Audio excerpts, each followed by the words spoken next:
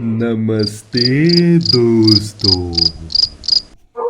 मैं आज आपके लिए एक डरावनी भूतिया कहानी लेके आया हूँ। यह कहानी बहुत ही डरावनी है। यह कहानी मुझे मेरी नानी ने सुनाई थी।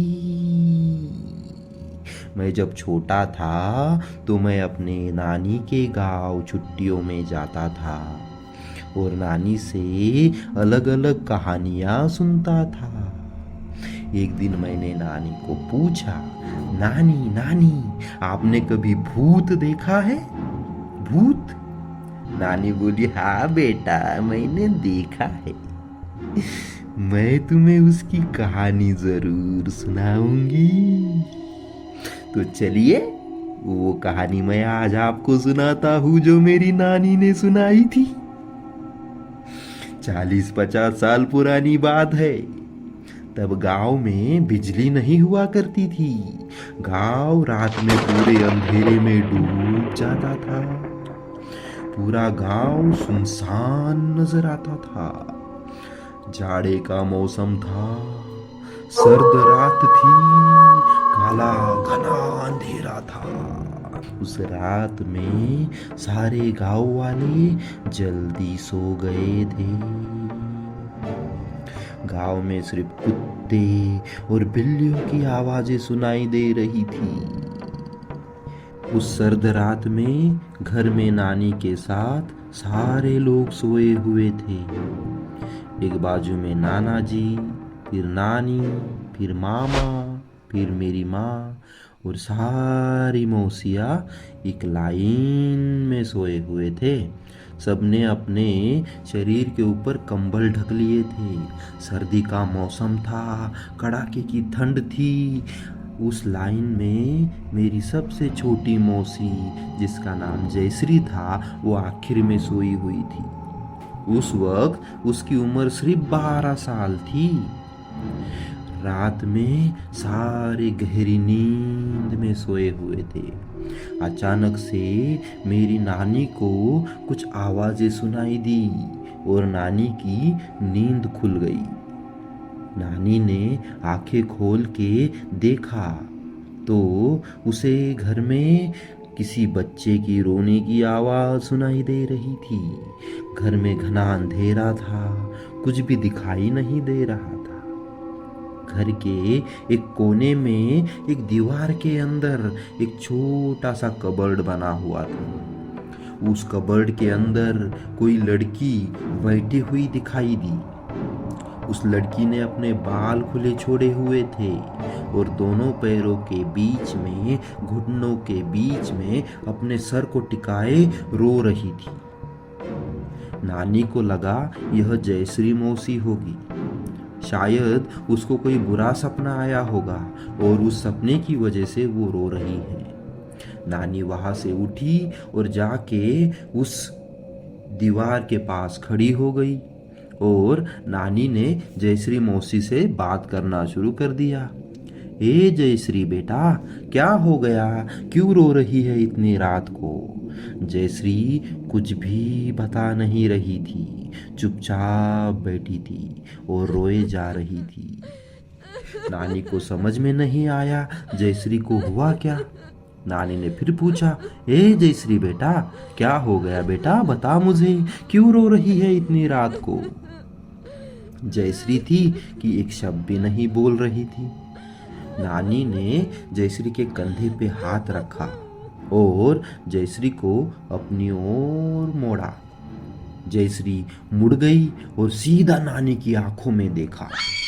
जयश्री की आंखें पूरी लाल थी और चेहरा सफेद, मानो ठंड में जम गई हो। उसके मुंह से खून निकल रहा था।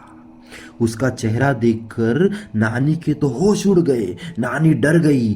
जयश्री को क्या हो गया? जोर से नानी चिल्लाई, अरे जयश्री, क्या हो गया तुझे? ऐसी क्यों दिख रही है? जयश्री नानी को बोली, हे बुढ़िया, दूर हो जा यहाँ से, चुपचाप जाके सो जा, मुझे परेशान मत कर। जयश्री की आवाज सुन के नानी को भी डर लग गया। जयश्री वापस रोना शुरू हो गई। नानी ने जैसे तैसे हिम्मत जुटाई और जयश्री को वापस से पकड़ा और उसको उठाने की कोशिश की। जयश्री गुस्सा हो गई, नानी की आंखों में आंखें डाल के चिल्लाई, दूर हट बुढ़िया, और जोर से धक्का मारा और सीधा भागते भागते दरवाजे के पास जाके खड़ी हो गई। उसने दरवाजे के पास अपनी चौखट पे हाथ रखा और रोना शुरू कर दिया। नानी उठी और जाके जयश्री के पास दरवाजे के पास खड़ी हो गई। उसने जयश्री के शरीर पर हाथ रखा। जयश्री का शरीर पूरा बर्फ की तरह जमा हुआ था। उसने जयश्री को कहा, अरे बेटा क्यों रो रही है, मुझे बता। जयश्री और जोर से चिल्लाई, अरे बुढ़िया तू अपने काम से काम रख। और जयश्री वहां से जो भागी सीधा रास्ते पे जाके खड़ी हो गई। नानी को समझ में नहीं आ रहा था कि जयश्री ऐसा क्यों कर रही है। नानी चिल्लाई, अरे जयश्री उधर मत जा, बाहर मत जा, बाहर सन्नाटा है, घना अंधेरा है, बाहर मत जा। और जयश्री के पीछे पीछे नानी चल पड़ी। जयश्री जोर जोर से पैर पटकते हुए संकरी गलियों में से जा रही थी। नानी भी उसके पीछे पीछे पीछे पीछे जा रही थी। जयश्री जाते जाते अचानक उल्टी हो गई और उल्टे पैरों से चलना शुरू कर दिया। नानी ने जब यह देखा तो नानी के तो होश ही उड़ गए। जयश्री उल्टा कैसे चल रही है, कुछ समझ में नहीं आ रहा था। फिर भी नानी उसको आवाज दे रही थी, जयश्री रुक जा, जयश्री रुक जा। जयश्री रुकने का नाम नहीं ले रही थी। उस घनी अंधेरी रात में जयश्री संकरी गलियों में से जा रही थी। नानी उसके पीछे पीछे जा रही थी। अचानक से जयश्री एक छोटी संकरी गली में घुस गई और उस संकरी गली का मुंह आगे से बंद था। वहां पे एक ऊंची दीवार थी, 20-25 फीट ऊंची दीवार। नानी उसके पीछे पीछे उस गली में आई। जयश्री उस दीवार से चिपक के खड़ी हो गई। उसको आगे जाने के लिए रास्ता बंद था। नानी को लगा अब जयश्री हाथ में आ गई। नानी उसके नजदीक चली गई और जयश्री को कहा, बेटा अब घर चल, बहुत हो गया, इतने रात में तू यहाँ पे क्या कर रही है। जयश्री बोली, हे बुढ़िया तुझे कितनी बार बताया मेरा पीछा मत कर, फिर भी तू पीछे आ रही है, तुझे समझ में नहीं आता। और जयश्री सीधा उस दीवार पे चढ़ना शुरू हो गई। उस दीवार पे पकड़ने के लिए कुछ भी नहीं था, लेकिन वो ऐसे दीवार पे चढ़ी मानो छिपकली चढ़ रही हो। और चढ़ते चढ़ते चढ़ते दीवार के ऊपर जाके बैठ गई। दीवार पे ऊपर बैठने के बाद उसने नीचे देखा। नीचे नानी के पसीने छूट गए थे। उसने नानी की आंखों में आंखें डाल के देखा। उसका चेहरा बहुत डरावना लग रहा था।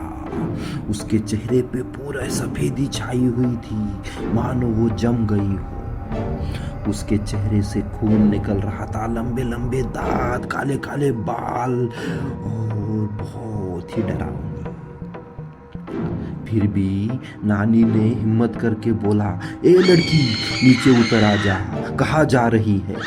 लड़की बोली, अरे बुढ़िया अभी तो मेरा पीछा छोड़ दे। और लड़की वहां से दूसरी साइड कूद गई। नानी को समझ में नहीं आया लड़की वहां से कैसे कूदी। उसके दूसरी साइड तो बड़े बड़े पत्थर और खाई थी। नानी भागते भागते भागते पूरी गली को चक्कर लगा के उस दीवार के पीछे की बाजू में गई। वहां जाके देखा तो लड़की गायब। नानी को समझ में नहीं आया ये हुआ क्या।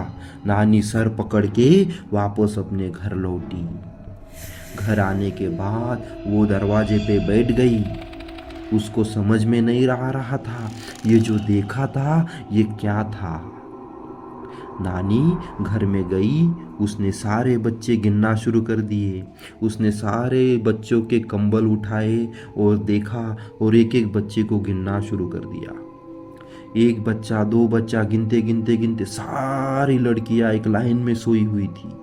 आखिर की लड़की के चेहरे का कंबल निकाला तो देखा तो जयश्री भी वहीं पे सोई हुई थी। नानी को लगा था वो लड़की जयश्री है, लेकिन वो लड़की तो जयश्री थी ही नहीं। जयश्री तो घर में सोई थी। तो वो लड़की थी कौन? वो लड़की एक भूत थी। नानी ने उस दिन भूत को देखा था। नानी को समझ में नहीं आ रहा था मैं क्या करूं। नानी उस रात सो नहीं पाई। सुबह उठते ही उसने यह बात नाना जी को बताई। नाना जी को भी समझ में नहीं आया कि ये सब क्या हो रहा है। नाना जी ने गांव के एक मांत्रिक को बुलाया और उसको उस घर को दिखाया। मांत्रिक ने नाना जी को कहा कि आपका जब घर बन रहा था उस वक्त एक दीवार गिरने की वजह से यहाँ पे एक लड़की मरी थी। उस लड़की की आत्मा इस घर में ही रहती है। नाना जी बोले, इस आत्मा का कुछ करो, यह आत्मा हमें परेशान कर देगी। मांत्रिक ने वहां पे पूजा पाठ करवाया, हवन करवाए और उस आत्मा को वहां से भगा दिया। उसके बाद वह आत्मा वापस कभी दिखाई नहीं दी। आपको मेरी कहानी कैसी लगी? आपको अच्छी लगी हो तो ज़रूर कमेंट बॉक्स में कमेंट करके बताइए, और ज़्यादा अच्छी लगी हो तो लाइक और सब्सक्राइब करना मत भूलिए। धन्यवाद।